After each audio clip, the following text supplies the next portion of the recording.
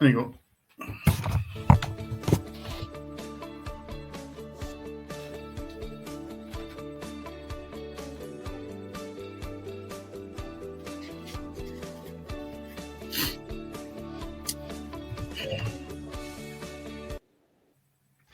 Very good evening to you. It's Thursday night. It's just gone 6 p.m. And hey, many people will be saying Dennis and I are late, but we're actually over 24 hours early. You are tuned to the Friday night football pitch with me, Cammy McDonald, and him, Dennis Newell. Early podcast this week, just purely and simply because it's Easter holidays, it's holiday time, and people are going away on holiday tomorrow. Well, I'm going away on holiday tomorrow anyway. And the time we would normally have the flight, the show I'll be flying. So podcast this week is on Thursday night, as it tends to be if one of us is having a wee break. So Thursday night, tonight we're talking Champions League. We will be looking at the Europa League ties coming up tonight, obviously featuring Rangers, Manchester United and Spurs if you get British interest. And we'll pay a quick look at the domestic leagues as well this week. Short episode tonight. We promise it won't run for an hour and 20 minutes as sometimes the podcasts do. So without further ado, Dennis, how we doing? How's things? I'm fine, Cammy, yourself? Aye, not bad at all, not bad. Be good to get away over the weekend because Scottish weather's back to doing its usual stuff this week, pissing for the heavens or bright sunshine 1 minute. So it is what it is. Do you get any plans for Easter weekend? Just my usual. Have a game of golf on Sunday and that'll be it. Nothing exciting. Just waiting the good weather. We've had the decent weather anyway, so I can't complain too much. I had a couple of days of summer last week. Yeah, so I've got a wee break, a couple of days off. That's fine. Yeah, good. Well, enjoy the Easter weekend. You too. Where are you going? Let's see. I'm off to Slovakia, so I'm going to do Slovakia. I'm then going to get the train or the bus to Vienna. Brilliant. 45-minute bus or a train journey. Now, let's. I know you like your rants, so I'm going to have one on public transport in the UK because it's absolute shocking. It's vastly overpriced and it's not worth the money. I'm going, as I say, Saturday from Slovakia into a different country in the shape of going to Austria in the shape of Vienna, and it's costing me £6 on the bus. If I want to splash out, I can get the train, and it'll cost me £8. Incredible. Now, can you imagine what that journey would be in this country? You know what I mean? They try to say, let's encourage you to use public transport, saving greenhouse gases and all that kind of freaking nonsense. And then they charge you £173 to go to Aberdeen by train, as I would have been 2 weeks ago. Mm-hmm. Nonsensical. So I'm going to a country where two of the best public transport systems in the world, or in Europe anyway. Cammy, every corner you turn, I know we're going to speak about football, but every corner we've turned since the start of the year has been absolutely disgraceful with the public getting milked dry from the day that the government get in and actually torch the pensioners £500 that they need to keep themselves warm is disgusting. Yep. And they've cheated their way in. It doesn't matter what government it is. They're all the same.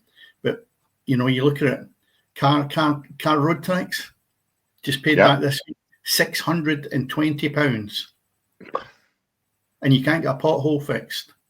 Honestly, I know. It's disgusting. And I don't like to rant about that because we need more than an hour. I don't know. We'll talk about something that we can enjoy, and that's the football before we get too much taxed in that as well. Exactly. But no, as you say, let's get on to football. We've had 4 minutes of me ranting about public transport, and as you say, you ranting about getting shafted by a Labour government. So, Labour government is normally for the people, but we know what people the Labour government are for, and it's not the indigenous population. Let's get that one out the road as well. Right, okay, football. Where do you want to start? Where do you want to start? I think we go to Champions League. A good couple of nights this week, which was the Champions League. I don't know how much you've seen of it. I know you have difficulty with seeing the full games. We've been on night shift regularly, whereas I have the luxury of having them all there, but it's finding time to get them all in. The one that actually really was looking forward to was the Aston Villa on the Tuesday night to see if they could come back against PSG. As I've said all along, Aston Villa in their own league, the Premiership, have done exceptionally well. And as I've said a couple of times, they've punched above their weight. Maybe I'm wrong to say that.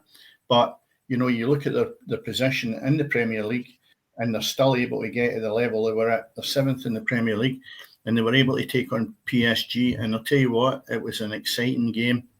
They didn't have the lion's share of the play. But I'll tell you what, they gave PSG a right shake-up. They really did. Yeah. And McGinn's goal was absolutely outstanding. They kept knocking the ball forward, and I thought, is his next touch going to take it too far away from him? They never got close to him.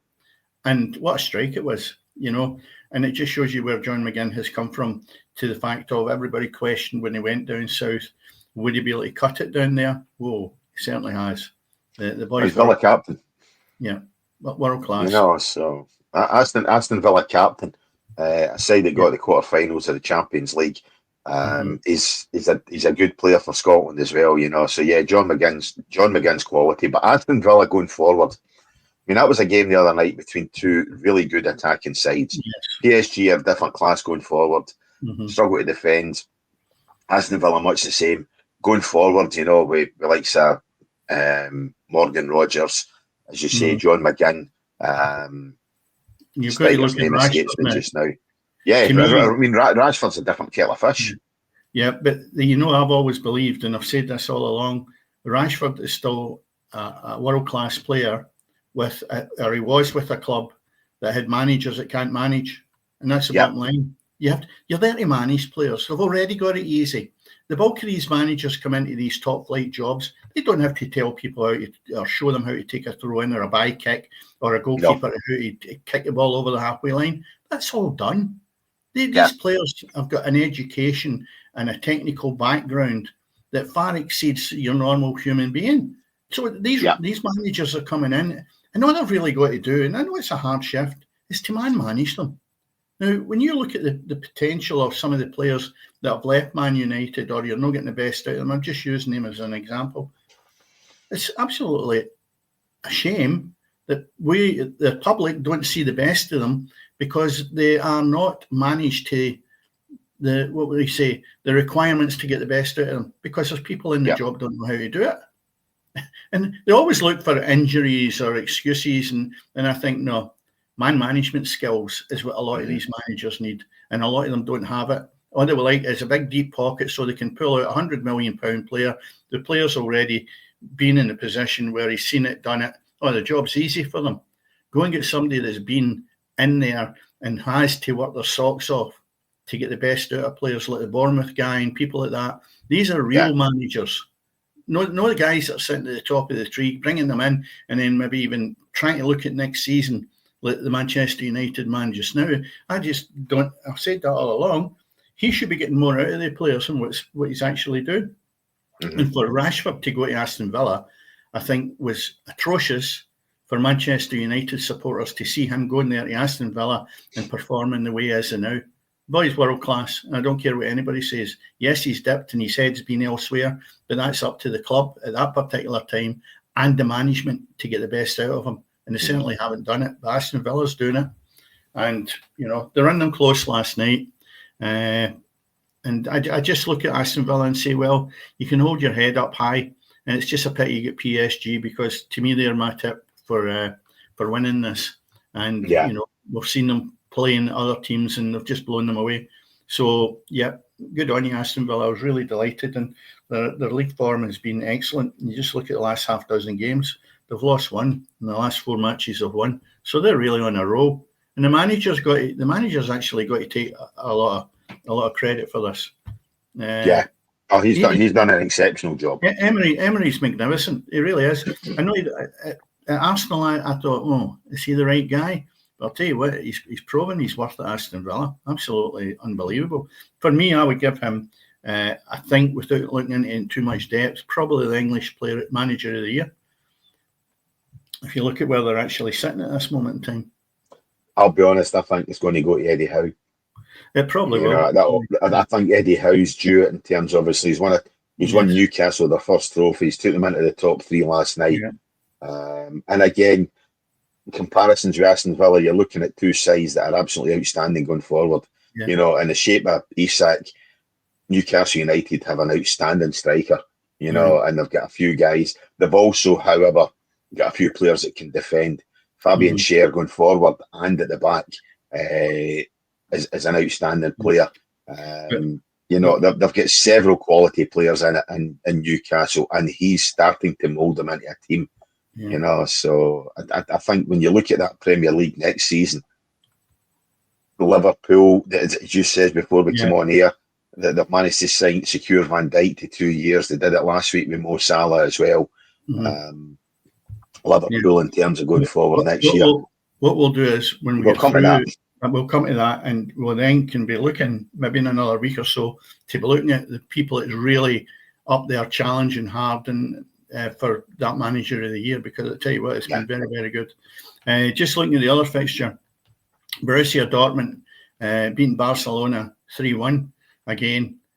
Another comeback that was looking on the cards, and I'll tell you what, they look quality too. For the money.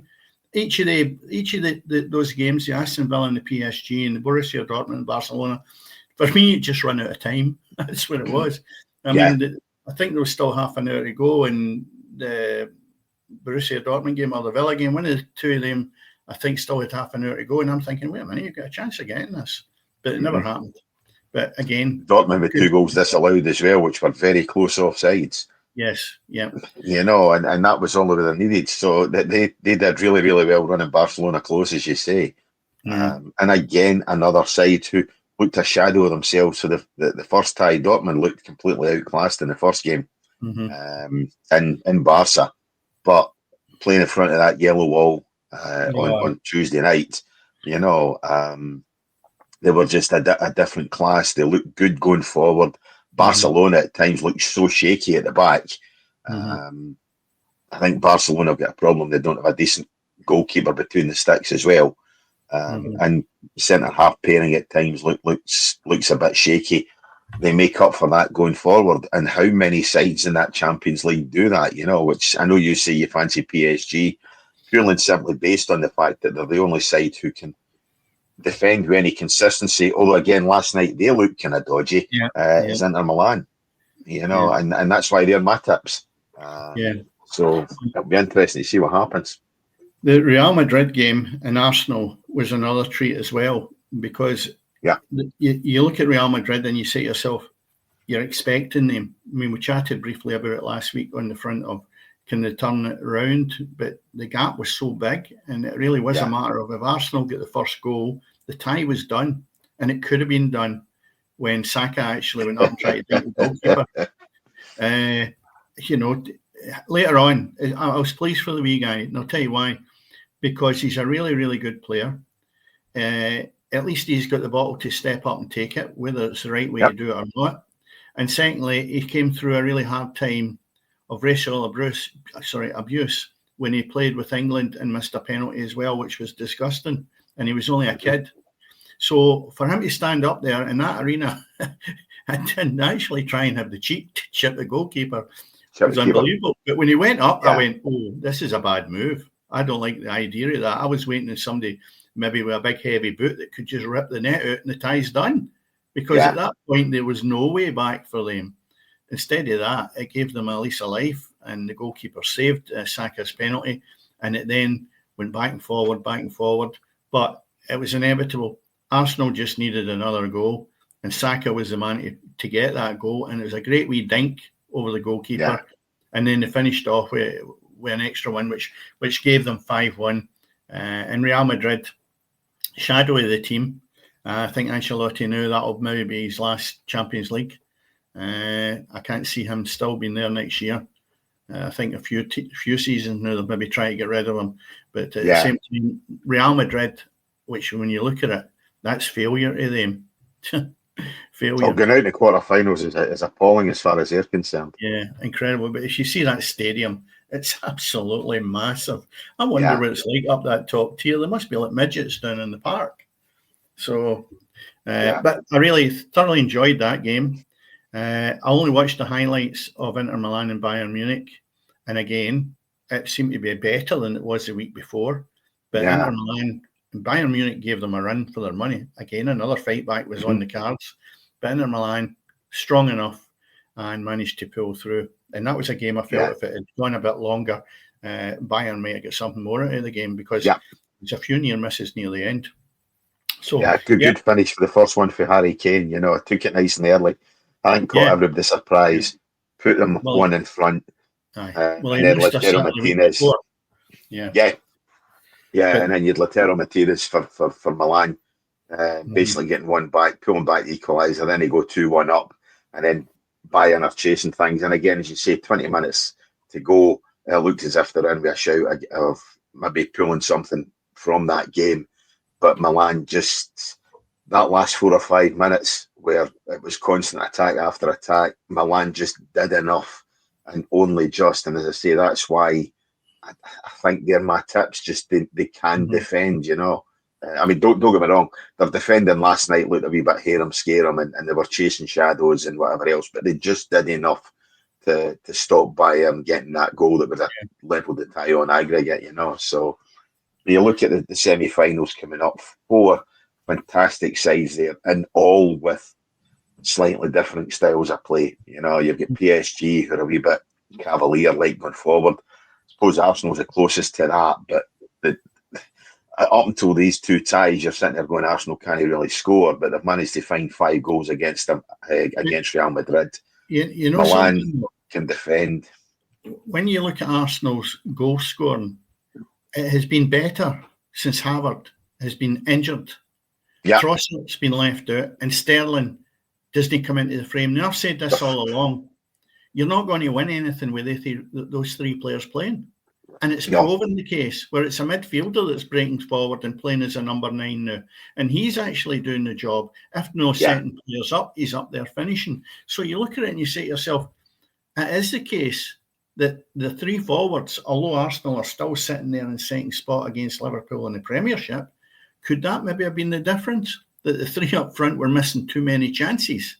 Obviously, regulars Trossard and Sterling were not, but Havertz was. And if you look at it, and we have it in our own Scottish Premiership, the misses seem to be forgotten in relation to what they can affect the outcome of the league.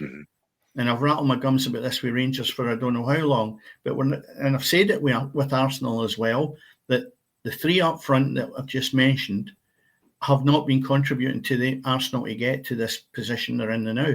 So, their finishing's been brilliant, and long may that continue, to be perfectly honest. I think Barcelona and Inter Milan, I honestly haven't seen them as much as I would normally watch Barcelona or even Inter Milan. So I don't. You're saying Inter Milan's the strongest looking at the two of the two in Barcelona and Inter. Cammy, are you saying? I just like the way they defend. I like the way they defend. But Barcelona are a quality side. There's no getting away from that. I mean, Lamine Yamal, outstanding. What a player, to think he's only 18 or 19 year old. What an outstanding player he is. And Rafinha going forward looks quality. But there's something about that Italian style of play. Inter Milan can really defend. And again, they've got goal scorers up their end. Lautaro Martinez, that's the first time an Inter Milan player has scored in 5 consecutive Champions League games.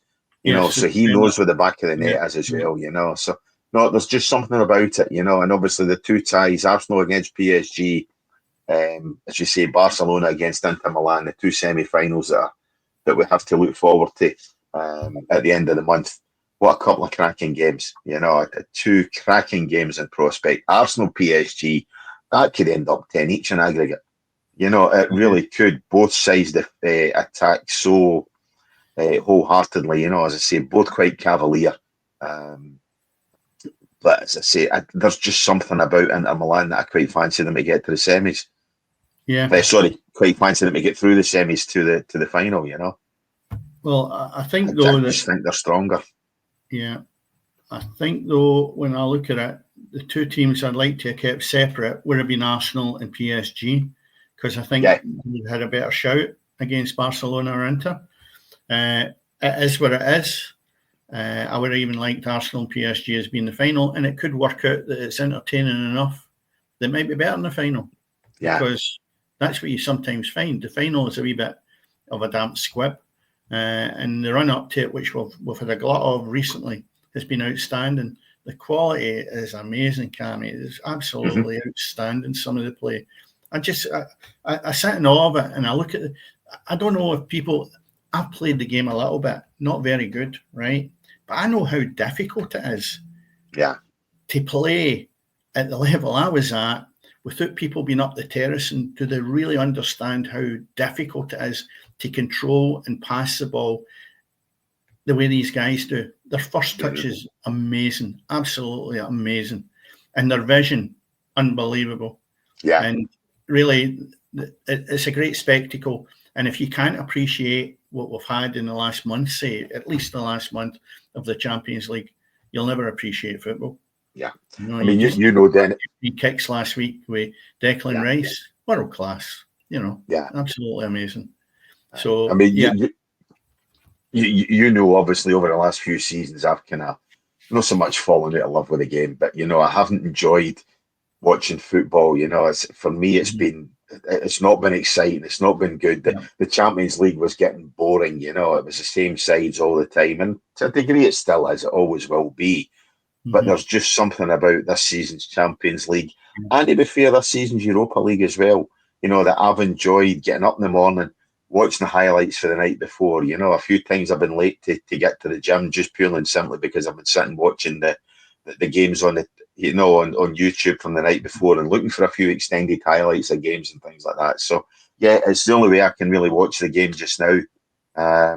Obviously, that'll change. I should be able to hopefully catch both semi-finals in their entirety, because obviously I'm going to be off. I'm not going to be at work. I'm going to be off my work for a few weeks, which is why next week there's not going to be a podcast. There will be no Friday Night Football Pitch next week for anybody who's interested, as anybody's watching, just purely and simply because I'm not going to be around to host it, and Dennis has got problems next week potentially as well, you know, so no podcast next week. But no, this season's Champions League, Europa League has definitely got me enjoying watching the game again in the morning for short periods of time, granted, you know, but it's been good. It's been great to watch it, you know, and as you say, some of the skill, the ability. You should let people know that it's your knee you're getting operated on. It's not that razor blade to take that beard off. That's going to no, it's not that. No, it's definitely that. That's not quite. That'd be a construction site for that one. The thing I miss, if anything, in the Champions League, and you have to move on, is Messi and Ronaldo, because always I would choose the game that they're playing in to be watching. We still have individual talent, and it's been absolutely outstanding. But these two players were a different breed, and I do miss watching them on a regular basis in the Champions League. But as I say, you move on from it, and we're still had entertaining football, you know. So just looking at when the fixtures are for the next game, the semi-finals is Tuesday the 29th. Arsenal have got PSG, 8 o'clock kickoff. And then on the Wednesday, the 30th of April, Barcelona have Inter Milan. So that's certainly in my diary. I'll be looking at them. The thing we must move on to, because we never really gave it much airtime last week, is the Europa League. We're a wee bit ahead of the game because normally we'd be talking about it on the Friday night. And that's still to come tonight, which I'm really looking forward to. Bilbao will have Rangers at 8 o'clock. Frankfurt will get Tottenham. And you have Lazio against Bodo and Man United against Lyonnaise.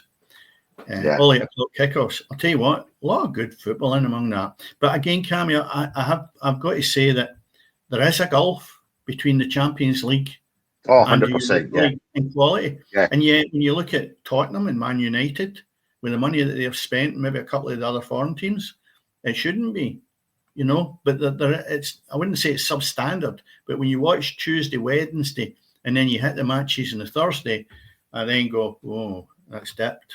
It's back to this Yeah. touch and control and vision and technique. And I see the flaws in that, and I go, yeah, you can see how there's scales of football where it goes down and down and down. And, you know, the Europa League has been good. Maybe they should put that on the Tuesday so that if it's no great, we're then looking forward to the Wednesday, Thursday. The Wednesday, Thursday. Yeah, that's it. That's against, you really get good games Tuesday, Wednesday, and then there's a wee bit of disappointment on the Thursday. On the Thursday, maybe tonight Rangers could do something magical. I can't see it though, because I thought Bilbao were shocking last week. I really did. For them to be tipped potentially as winners would make me think, well, that league is not so much devalued as it's very poor. So Rangers deserve what they got out of the game. Absolutely. No question whatsoever.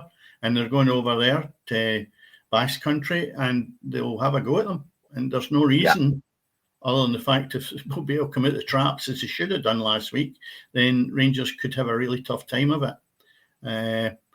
I can't see Rangers, when you look at obviously the fixtures at the weekend, getting beat again, and you say to yourself, when is that ever going to end? You just can't turn up in Europe, because one of the seasons you'll not be in Europe. You keep playing like this.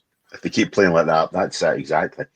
They're just substandard domestically, you know. I mean, that's the big problem, you know, that Rangers just cannot cut it domestically. As you say, they're losing to Hibs, drawn with Aberdeen, you know, that they just...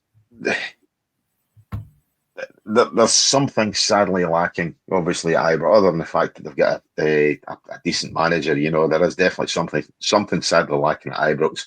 Hopefully, if they get this takeover sorted, they'll get the finances sorted out and get something there. But when you're looking at a club like Rangers, who are pulling in 50,000 fans every week at Ibrox, and they're financially in shit street, you know, there's something sadly wrong in Scottish football, that's for sure.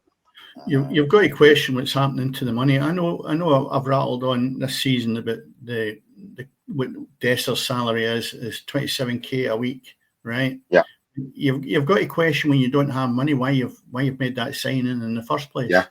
Unless you've got a safety net, you shouldn't be running your business like that. And the people who have allowed it have got to question their sanity and who actually suggests it.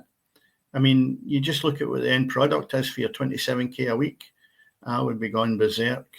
And I think half of them in the boardroom who have their own businesses that will be successful would never make any of these kind of movements in the business front if it was their own money. It's not their own money. It's a guy that's busting a gut week in and week out, digging holes in trenches, doing whatever they're doing and paying good money to go and watch it. That's the money that they're frittering away. It's not their own. Yeah. You know, and that's what makes me quite angry about the way that Rangers have been run. It's who's been making decisions and allowing it at board level. But, you know, you just go back to it. You know, they got out of jail last week. It was 6 minutes into injury time before Rangers ended up with a draw. Because I remember coming off the golf course and somebody was saying to me, Rangers, that's 90 minutes up and Rangers will get beaten 2-1. And I'm like, surely not. So, you know, really... I mean, we'll go into the Premier League in a minute, but just going back to the Europa League, do you think they'll get anything out of that game tonight, Cammy? Do you know something? Let's be fair. Rangers away from home in Europe are a different proposition to what they are at Ibrox. You know, they get the result in Turkey in the last round. You know, each game Rangers they seem to have a game designed to play away from home. They're the same domestically. Obviously, they've lost four domestic games in the bounce now at Ibrox, you know, and then throw in a European game, that makes it the 5. So they do seem to have a game which can get results away from home. Bilbao are obviously, they're sitting 4th in the Spanish league just now. You know, they're a decent side, certainly, you know, and they're going to be playing Champions League football next season.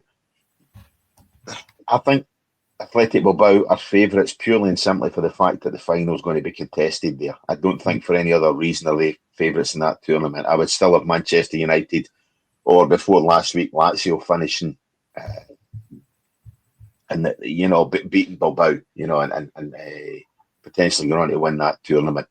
Leon as well, and I know obviously Leon and Manchester United play each other. For me, each of these sides that I've mentioned are a better proposition than Bilbao. Can Rangers get a result? Purely and simply, yeah, I think they can. I think they can go to Bilbao, get a draw, take it extra time, and possibly clinch it on penalties.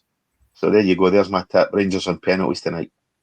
Well, as much as I think, and I've criticised Rangers' performances all year, I think because of the performance of Bilbao last week, which I thought was atrocious, I think Rangers should be confident, even though their players are not good enough to be winning the Scottish Premier League.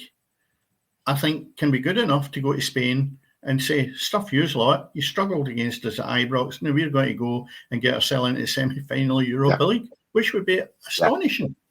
Absolutely amazing. It would be fantastic. Yes. Absolutely fantastic, And I'd be delighted because they have, week in and week out, it doesn't matter who you are, you're a human being. The supporters are suffering, the players are suffering, because these results are not expected with a club the size of Rangers in the domestic league. And therefore, I think that they deserve something like this. But, there's no sentiment in football, and I keep saying that. Nobody deserves anything in football. But if you're going to have a soft touch, then I would like to see Rangers going through tonight on the back of the tough season they've had. And, at least try and maybe something further out of it. The other games, Frankfurt against Tottenham Hotspur, that's sitting balanced at one each. They're in Germany, Tottenham, and I tell you what, this is the last throw of the dice for Postecoglou, because if he doesn't win this, they'll be hunting him out the door before I think the season even finishes. Yeah. And we said something about it last week, but I do believe that it's of his own doing. We're back to the fact of what I was saying about players being managed. I think he's got to manage himself in relation to what players can do and what players can't do on the style of the game. He's got to adapt as well to players, and that's not what's happened. I know he's had a lot of injuries, but you can't look down the line when you look at the size of these clubs and say you shouldn't have somebody to fill in. You always should have somebody to fill in. So injuries. I think they have got a good chance, though. But I'll tell you what, the German setup with Frankfurt won't be easy for them going over there. I would say that when Frankfurt all day long for me with that one. You're taking Frankfurt on that, Cammy? I'm taking Frankfurt on that all day long on that. Yeah, well, I'm going to just have a bit of sentiment in that and say Tottenham might sneak through by the odd goal, even if it goes to penalties. Yeah. Manchester United against Lyon. Yeah. It's at Old Trafford. They're one each for the first game. Two each. I fancy United. Two each they drew the first game, two each. Yeah. I fancy United to just have enough, for Lyon. I think they'll have more than enough. I honestly do. I think this is a good night for Man United. And I also think, just looking at Lazio, I think they can overturn that 2-0 deficit as well. I just got. You would expect that in Italy. Yeah. You would expect that in Rome, that they're going to have enough, to win. But again, the Norwegian side have been the surprise package, as much as Rangers have been a surprise package. For the Norwegians to get to the quarterfinals and be 90 minutes away from a semi, 2-0 up going into that semi-final. You've got to say they're in with a shout. They're definitely in with a shout. They're the only winners for the first legs. Days of old, you never imagine going away with a 2-goal lead and losing it. For some unknown reason, we seem to teams, unless you're about 4-0 up, you're not safe. Yeah, it's really strange that. Looked at games last night and Tuesday as well, and you're thinking, nah, these ties are done. They're anything but. Done. Yeah. And everything went. So definitely. Yeah. And three of these ties finished draws in the first leg, so it could be close. It could be close. Anyway, domestic football, moving away from Europe. Before we do that, what's your four? What's your four that's going to be in the semi-final? Frankfurt, Rangers. I'm going to say the Norwegians are going to have enough to just hold out to Lazio and Manchester United. Right. Well, I'm going to say Rangers. Yeah. Tottenham, Lazio, and Man United. Yeah, I wouldn't put a bet in it, but that's what I'm thinking. could be the outcome. No. So we're a little bit different on that, Cammy. We'll see what happens in the outcome. But we both fancy the Scottish side, which is maybe a bit of a surprise. Well, that's our we heart both fancy Rangers to have enough. No, that's our possibly. heart. That's what I'm wondering. That's what I'm wondering. That's what I'm wondering. Listen, Cammy, if they turn up the way they do against Ross County, Dundee, and teams like that, they'll get absolutely annihilated tonight. Yeah. So it's a smoke screen, really. We're putting a gloss in it because we don't want to be hard against them. I'm trying to be diplomatic rather than having a rant about how bad they are and the amount of chances that Des are still missing. Yeah. Somebody said to me last week when I was playing golf, said, that's 4 hours you've been around here without mentioning how bad Dessers is. I went, right enough. Yeah, there you go. Just as well the game was on now you were playing. But never mind. That's probably why. I know. But anyway.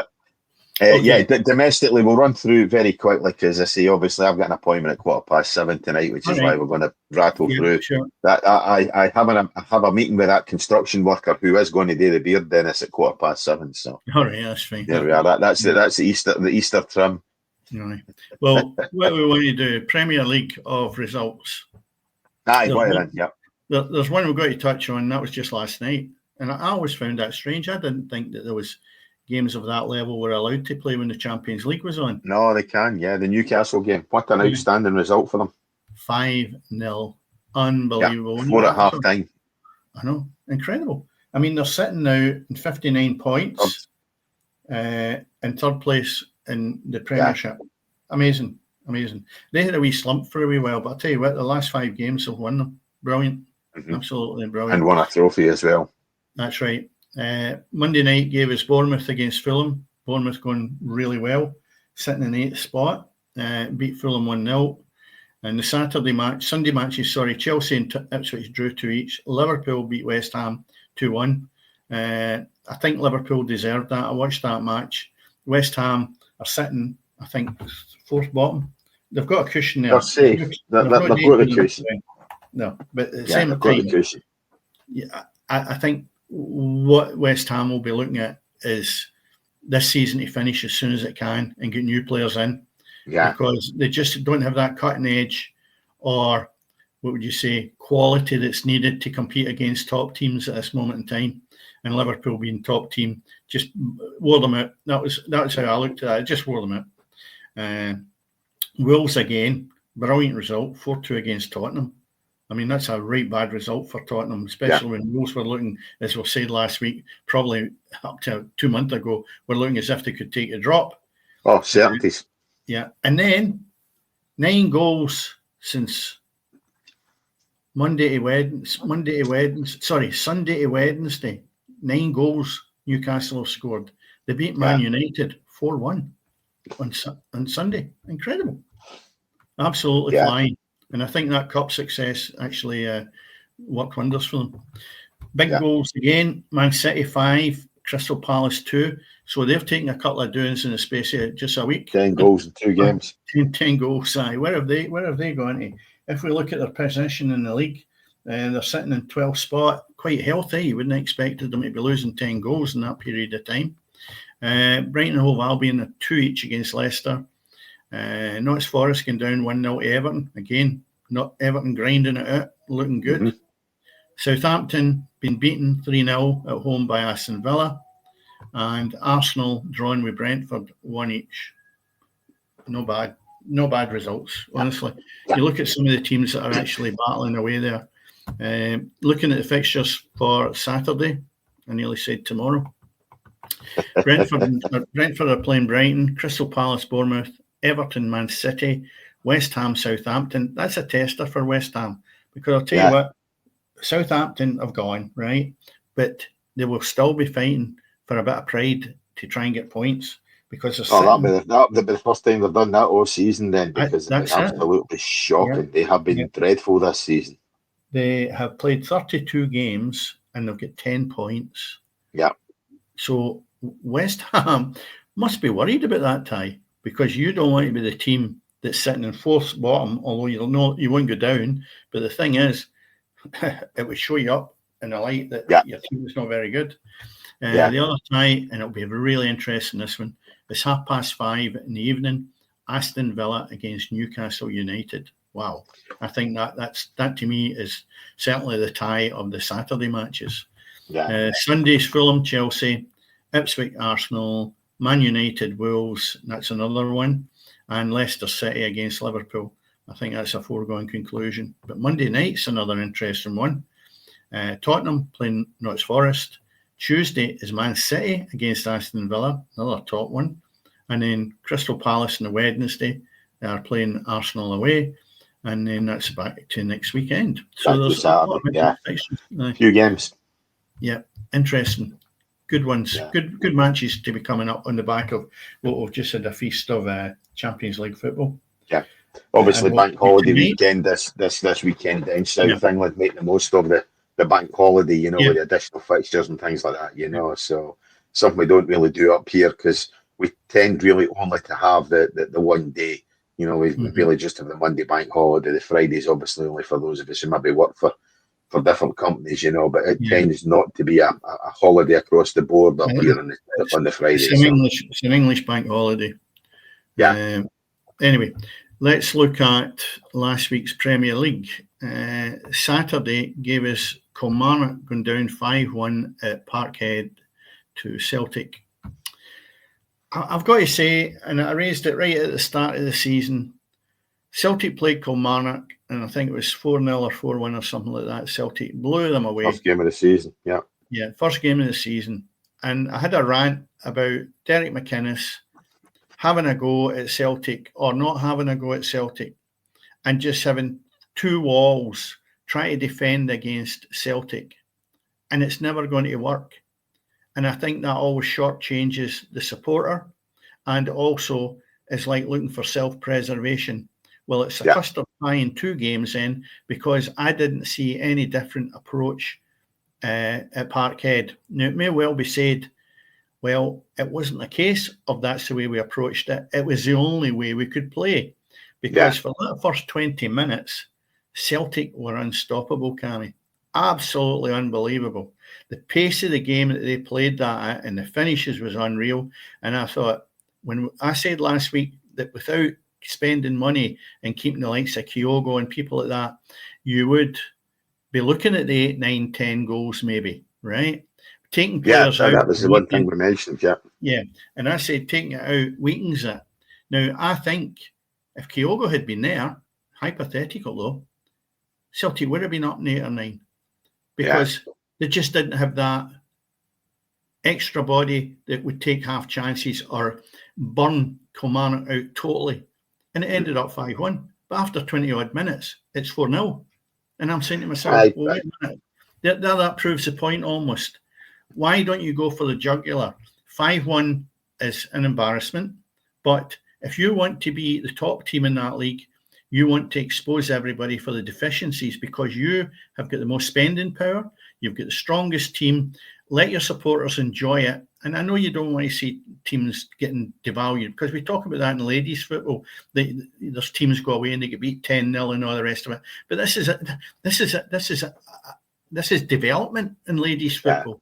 We don't have that in the men's game. It's developed.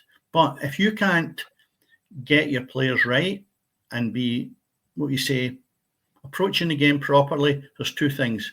1, financially you're really strapped and you can't get there.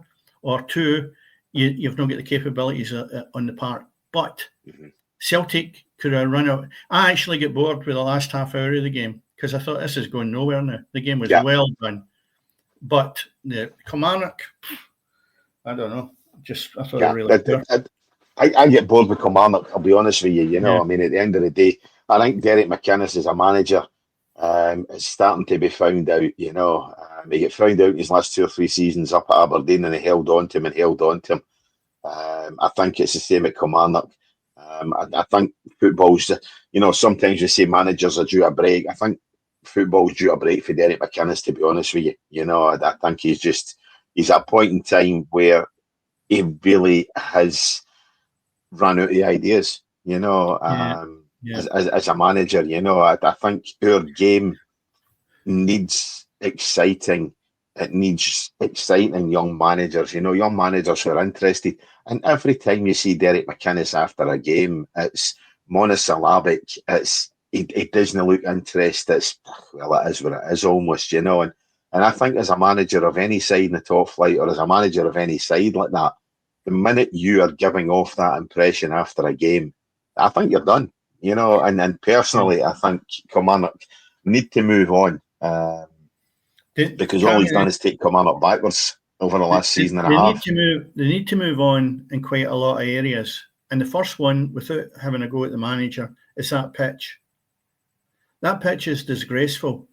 And I would hate to be managing Kilmarnock and coming up against teams like Celtic or any aggressive teams, because it is shocking, and football should not be played in it at top flight level.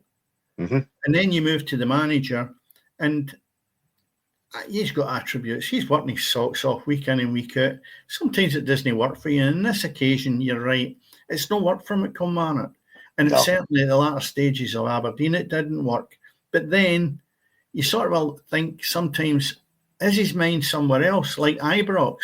Because the chips were down, he was in every TV programme when the manager was ready to go out the door. And I'm thinking, are you pushing for this Ibrox job? Because you've got to be up for the job. You're not doing it with Kilmarnock, so I don't think that would be a good move. But you better believe it. If Ferguson doesn't get the job, his hat and name will be in the ring for this, because he won't last at Kilmarnock, I don't think, much longer, because they need, as you've just said, fresh blood in there at the top. And I think Kilmarnock would be expecting a bit more than sitting in, they're in the split now, but they're third in the split. And you look at St Johnstone, 29 points, Kilmarnock 35. You can easily catch them. So catch them, it's catchable. And I don't think personally Kilmarnock play enough attractive football for me to see that they deserve to stay in the Premier League. But there's other teams that are just as poor. You might be right. It might be the pitch. A lot of it might come for that. I think you look at the pitch down at Kilmarnock. Dens Park's different. It's a dump as well in terms of a pitch for a different reason. And as much as the drainage up there appears to be worse than what you've got in a back garden, at times, it's terrible. I think they fixed that though, Cammy. I think it was fixed this year. It was last year when it was horrendous, It's like St Johnstone. St Johnston's part this year looked. That's it. That looked worse than a paddy field. I was expecting to go rice on that. I thought they were maybe moving in a few people there to get a few rice fields in St Johnston's Park. It looked that bad. No, St Johnston's pitch should be outlawed. Horrendous. That's no fit for purpose. Dundee certainly got it right. Dundee always throughout my years used to be one of the best pitches in Scotland. And 2 years ago when we had heavy rain that was absolutely destroyed, they must have had blockages on the soil underneath it, and it stopped the water getting away. So they addressed that, and Dundee is good again. Motherwell was another place a few seasons ago, and they sorted that out as well. But I think there should be a standard that the pitch should be in prime condition. Johnson's pitch is really poor. I mean, you're always going to get, if you get a heavy downpour, there is going to be a couple of pitches suffer for it, but not to the same level as in consistency as what they're having up there, So, well, anyway, Aberdeen drawn with Rangers on Sunday. Great result for Aberdeen, I suppose, but they were expected to win it, especially when you're 95 minutes into the game. Hibs, great result against Dundee. Absolutely flying. 4-0, they beat Dundee. That was the Sunday matches. Saturday, Celtic, Kilmarnock 5-1, as I mentioned. Dundee United going strong, 1-0 against St Johnstone. Motherwell and Hearts, 0-0. And St Mirren. Thank Christ it wasn't in a telly. And I think, Thank Christ it wasn't in a telly. well, having said that, that's what I was saying last Friday, but I can get both of these games, and I watched the last 10 minutes or 15 minutes jumping back and forward. And I actually thought they should have been on the television because there was excitement there because it was relating to the split that we talked about last week. No. And even if it was in terrestrial television and it was in BBC Scotland or Alba or something, I still think that the value that people would have got and an enjoyment watching the 3 teams battling it out to see who was going to get into the split. Yeah. And I just felt that it's come and gone. But because I watched, I thought, oh, this was great. And then you see the celebrations after the game. You see the disappointments. You're seeing that. You're not seeing it, but hearing it on the radio. Yeah. It's not the same. So, yeah. Fair play to St. Mirren. Yeah. Oh, brilliant. I mean, he's done a great job. Absolutely. Yeah. Great job. You know, I mean, if you were looking at promoting from within, I would give him the Rangers job because he can work with nothing. If you can get the boy Lasagna to score goals for you, he's a miracle worker. Aye. You know what I mean? And I say to myself, well, if you want to satisfy the supporters by going out there and getting a big name, that doesn't buy you success. And Rangers can't buy success because they don't have the money. So they should really look at somebody like Stephen Robertson and be in a position where who can work with very little. Yeah. Give him a go. Give him a go. You know, other people go, oh, you're having a laugh, or that's no chance. Okay, fair enough. But Rangers don't at this moment. Something's going to happen. Yeah. Right. Somebody's going to try something different, you know. Anyway, not to worry. So very quickly, just finish off with the fixtures for this weekend, Dennis, and then I'll go and see the construction worker. Okay, right. What we've got tomorrow, and you'd say at one point, Saturday, is the bottom six: Hearts Dundee, Kilmarnock Ross County, Motherwell, St Johnstone. Then the top six is Dundee United against Celtic, Aberdeen Hibs, and Saturday, St Mirren against Rangers. Now, I find that very strange, Cammy, that it's Saturday. They're playing tonight, and they're playing away. So who in our league is allowing that? Not unless it's been changed. I thought they had to play the Sunday. Aye. So what's right about this? Yeah. It jumped out of me right away. They had to play the Sunday. Yeah. Not unless there is something, but certainly saying Saturday 28th. Sorry, no, my mistake. I'll apologise now. Do you know why? And here's where it's Saturday the 28th, you're saying? No, yeah, that's why. Do you know why? Because this weekend, Scottish Cup weekend. Aye. That's my again this week. Yeah. That was me jumping down the neck of somebody who's got it right with them playing next Saturday. Well done, good play. Well, good play. I've noticed it. Somebody going, he's lost the plot. So we'll get the semi-finals of the Scottish Cup on Saturday. Hearts have got Aberdeen, and Sunday St Johnstone have got Celtic. I think that'll be a right good couple of ties, even though St Johnstone, you've got to look at them. They beat Celtic not that long ago, and Hearts will be trying to get into that final, considering that they've missed the cut-off. So really good ties, without a doubt. Who do you think will win what's your tip for the final, Cammy? And that's this weekend. Celtic Hearts.